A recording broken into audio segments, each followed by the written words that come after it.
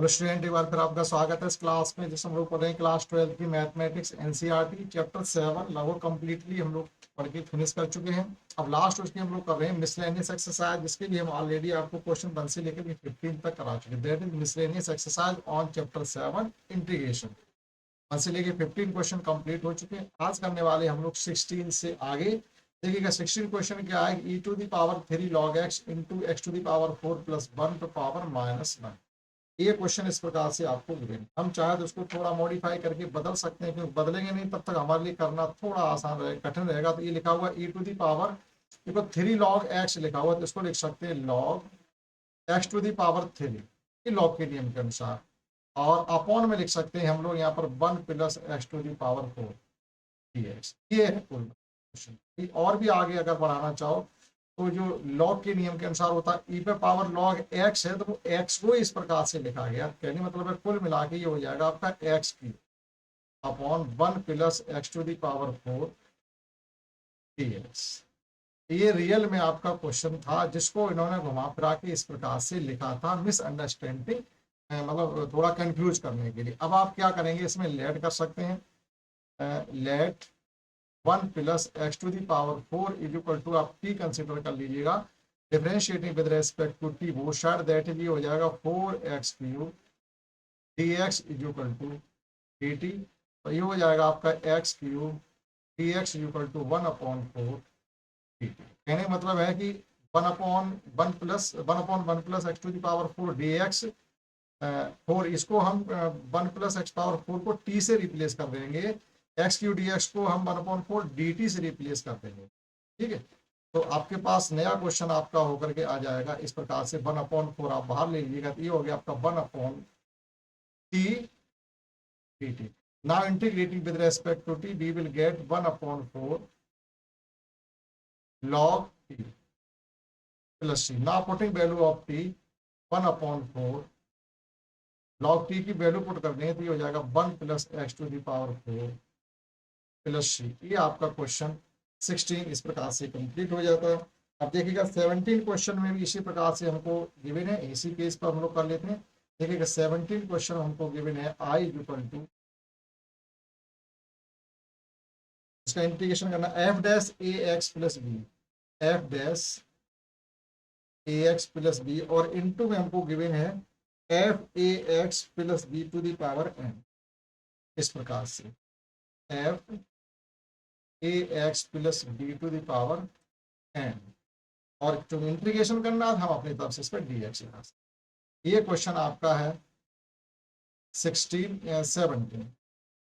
अब देखिएगा यहाँ पर भी आपको कुछ भी कोई मॉडिफाई नहीं करना, क्वेश्चन आपका बना बनाया रखा हुआ है।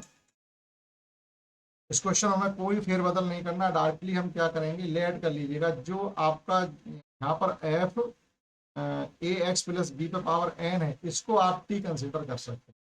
तो लेट एफ ए एक्स प्लस बी, इसको हमने टी कंसिडर कर लिया। Now differentiating with respect to t both side, तो ये हो जाएगा f dash A x plus b d x is equal to, इसमें ए और आ जाएगा, ठीक, क्योंकि इनटू में ए और आ जाएगा, तो हम ये तो नहीं लिख पाया, चलो 1/a यहाँ पे लिख डायरेक्टली एक स्टेप कम कर दिया। जो इनटू में ये आएगा आपका एफ डैश ए एक्स प्लस बी इंटू ए आएगा, इस प्रकार से समझ लीजिएगा आप। इनटू में जब ए आएगा तो ऐसे लिखेंगे,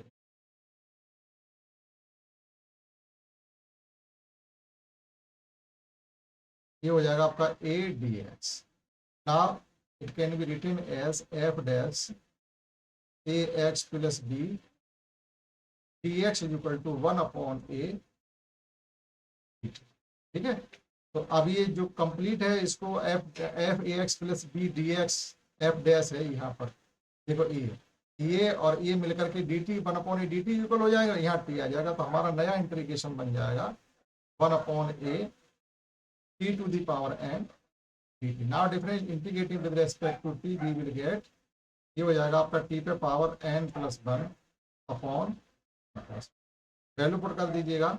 जब वैल्यू पुट करेंगे तो ये हो जाएगा आपका I is equal to 1/a into N plus 1, और टी की वैल्यू पुट करेंगे हम, तो ये हो जाएगा एफ ए एक्स प्लस बी, यहाँ पर डैश नहीं है, ठीक है, डैश को ना समझा जाए ना, आप डैश समझा,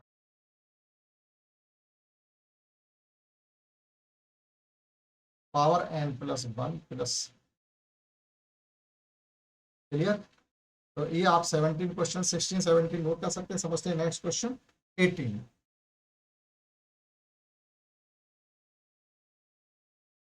And question 18 we have given that 1 upon root sin qx into sin x plus alpha, इस प्रकार से गिवन है जिसका हमें इंटीग्रेशन करना। तो देखिएगा हमें थोड़ा चेंज करना पड़ेगा, साइन एक्स प्लस ए प्लस बी का हमें रिलेशन ओपन करना पड़ेगा। तो साइन क्यू एक्स एजिट रहेगा और ये हो जाएगा आपका sine x cos alpha plus cos x sine alpha d x.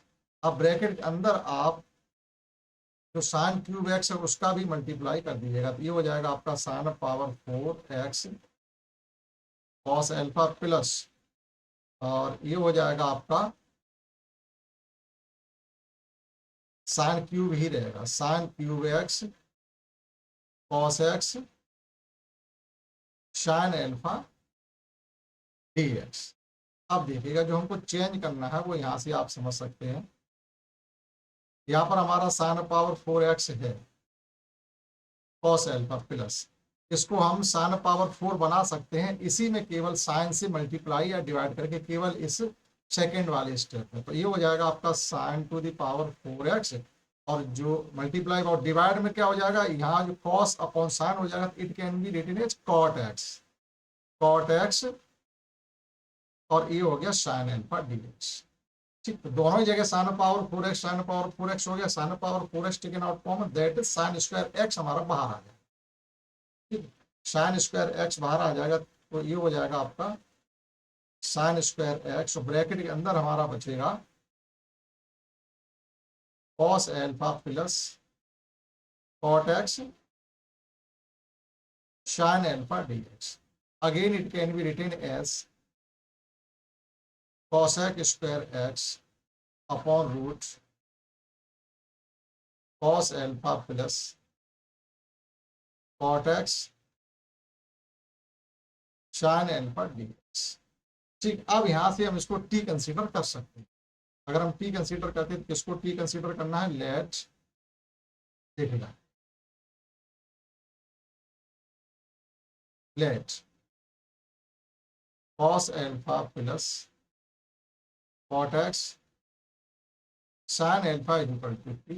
now differentiating with respect to t, both side cos alpha constant है, 0 हो जाएगा, और cot x का डिफरेंशिएशन होता है minus cosec square x, minus cosec square x, ये हो जाएगा आपका sine alpha d x is equal to, ये हो जाएगा डी टी। थोड़ा और चेंज कर लेंगे तो ये हो जाएगा आपका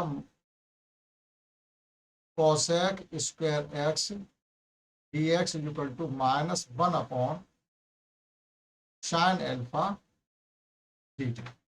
तो देखिएगा यहाँ लिखा हुआ है cosec square x d x, ये हो जाएगा minus 1 upon sine alpha d t की यूकल, यानी रिप्लेस हो जाएगा इससे, और रूट के अंदर की संख्या टी से रिप्लेस हो जाएगी। तो कुल मिला के हमारा क्वेश्चन बन जाता है माइनस 1 अपॉन साइन एल्फा, और ये हो गया 1 upon root t d t, और 1 अपॉन रूट एक्स का इंटीग्रेशन होता है 2 रूट एक्स।